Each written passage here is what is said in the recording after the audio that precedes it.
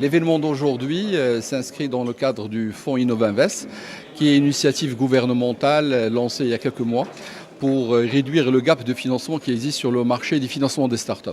C'est un fonds duquel un certain nombre d'instruments existent et qui a été conçu de manière à créer une chaîne de financement, c'est-à-dire une chaîne de financement du moment de l'idée jusqu'au développement de la startup. Et nous parlons de startups qui ont moins de 5 ans, c'est-à-dire celles qui ont réellement de grandes difficultés à trouver des financements pour pouvoir se créer, pour pouvoir se développer. Cet événement rassemble des experts locaux, c'est-à-dire tout l'écosystème qui existe au Maroc pour promouvoir les startups.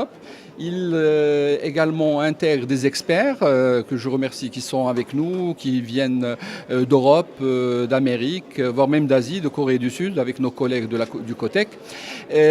En marge bien sûr de cet événement, nous avons procédé à 2 signatures.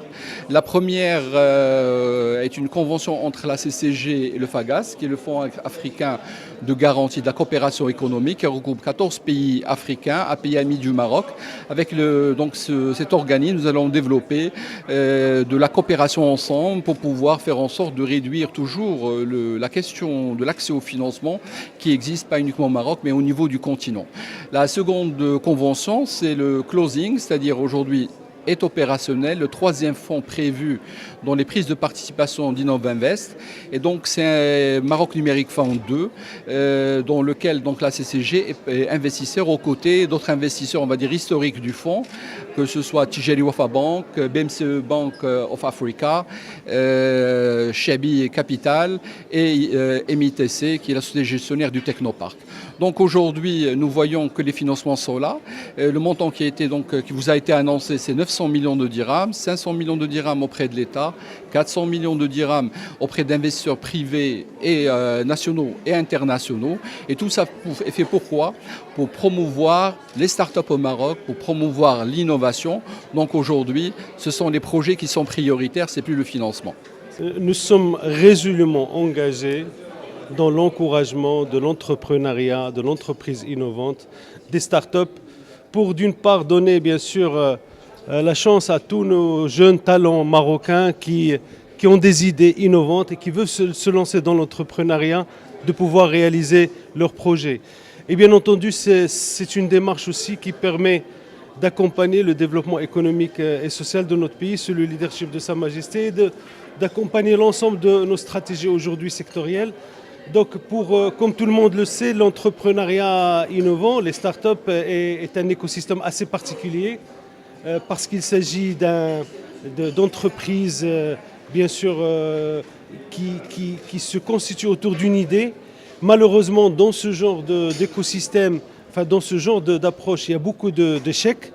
Mais quand il y a un succès, c'est un succès éclatant, c'est un succès qui permet de couvrir l'ensemble des échecs. Et aujourd'hui, dans le monde entier, le monde développé en particulier, on encourage encore une fois ces entreprises. Alors la vraie problématique, c'est d'accompagner ces entreprises sur le plan du financement. Il faut un financement particulier, donc des prises de participation, du capital risque, de l'accompagnement de l'idée à la conception, à l'étude de marché. Et tout ceci demande des instruments financiers qui n'existent pas sur le marché. Ce n'est pas les banques avec les crédits classiques qui peuvent accompagner ces projets. D'où donc depuis un an la création d'un fonds qui s'appelle le fonds Innovinvest, d'une taille de 500 millions de dirhams, qui a permis de lever 400 millions de dirhams supplémentaires auprès de sponsors privés. Donc nous avons 900 millions de dirhams, gérés par 4 structures de gestion ou des fonds d'amorçage déjà sélectionnés, déjà opérationnels, et 5 structures d'accompagnement. L'accompagnement est essentiel, qui sont aussi déjà en place. Aujourd'hui, ces fonds fonctionnent. Il y a, je peux vous dire, 12 projets déjà, qui bénéficient déjà de cet accompagnement. Nous pensons que sur l'année, nous avons une ambition de financer entre 60 et 100 startups sur l'année, ce qui est important. Et nous allons continuer l'encouragement des startups parce qu'encore une fois, il s'agit de l'innovation, il s'agit d'un complément dans notre croissance. La croissance doit se reposer aussi sur le savoir et sur l'innovation. Et nous travaillons pour compléter l'ensemble de l'écosystème. Cette année, je peux vous le dire, la loi de finances 2018 a prévu des exonérations fiscales pour les personnes physiques et les personnes morales qui accompagnent et qui prennent des participations dans les startups qui ont un âge inférieur à 5 ans.